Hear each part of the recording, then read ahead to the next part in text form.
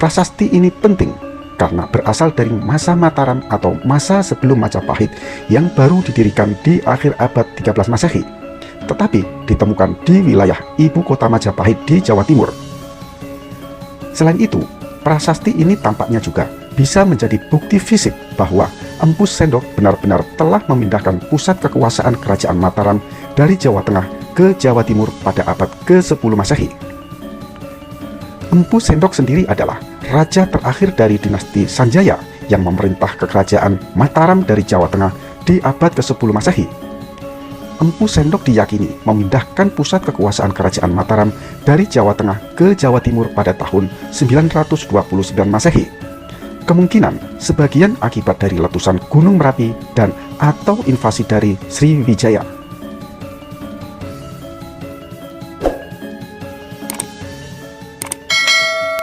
Wah, heboh. Keberadaan situs arkeologi ini sebenarnya telah diidentifikasi oleh warga sekitar sejak tahun 1980-an. Warga sekitar melihat adanya gundukan tanah yang tidak biasa di tengah persawahan yang tampaknya menutupi struktur bangunan batu tertentu dari masa lampau. Pada tahun 2016, Pusat Penelitian Arkeologi Nasional atau Puslit Arkenas melakukan survei permukaan di gundukan tanah tersebut. Mereka menemukan adanya singkapan struktur di tempat itu. Pada tahun 2018, BPJB Jatim melakukan kegiatan zonasi situs-situs yang ada di sekitar kawasan Cagar Budaya atau KCBN Trowulan di Mojokerto. Mereka memberikan zonasi cagar budaya pada struktur di situs tersebut. Pada 28 September 2021, tim BPJB Jatim, Bapak Muhammad Ikhwan, melakukan pantauan di lokasi untuk menindaklanjuti temuan dan laporan dari warga masyarakat. Tumpukan batu bata merah itu nampaknya tertimbun tanah yang ditumbuhi rerumputan yang diduga juga adalah candi. Hasil pemeriksaan yang dilakukan menemukan struktur bangunan di sisi barat dengan panjang 6,5 meter yang sudah terlihat, sedangkan pada sisi yang lain masih belum terlihat. Beliau menduga temuan tersebut merupakan struktur candi yang ditandai adanya pola bangunan menjorok ke barat.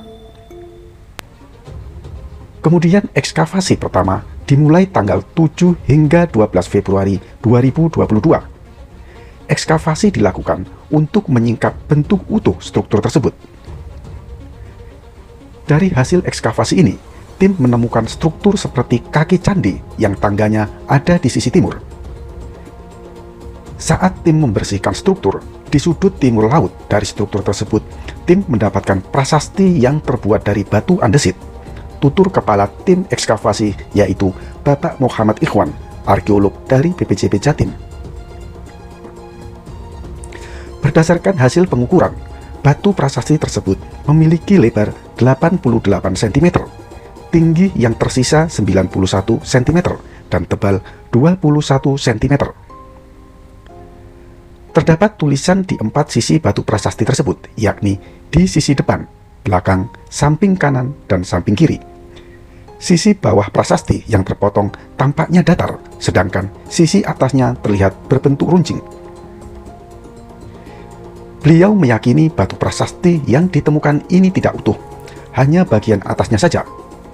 Bagian bawah batu prasasti ini belum ditemukan. Meski demikian, ada tulisan angka yang menandakan tahun pembuatan batu prasasti tersebut. Ada 3 angka dari penanda tahun tersebut yang setidaknya 2 angka di depannya masih dapat jelas terbaca. Ada yang bisa membaca dan juga sempat membaca terdapat tulisan 85 titik-titik Saka, itu sekitar 92 titik-titik Masehi. Itu masa Empu Sendok. Tapi untuk isi selengkapnya, nanti para ahli yang akan menelitinya, ucap Bapak Ikhwan. Mungkin angka ketiga adalah 2, yang berarti 852 Saka atau 930 Masehi. Atau bisa jadi angka ketiganya adalah 3, yang berarti 853 Saka atau 931 Masehi. Atau bisa jadi juga angka ketiganya adalah 9, yang berarti 859 Saka atau 937 Masehi.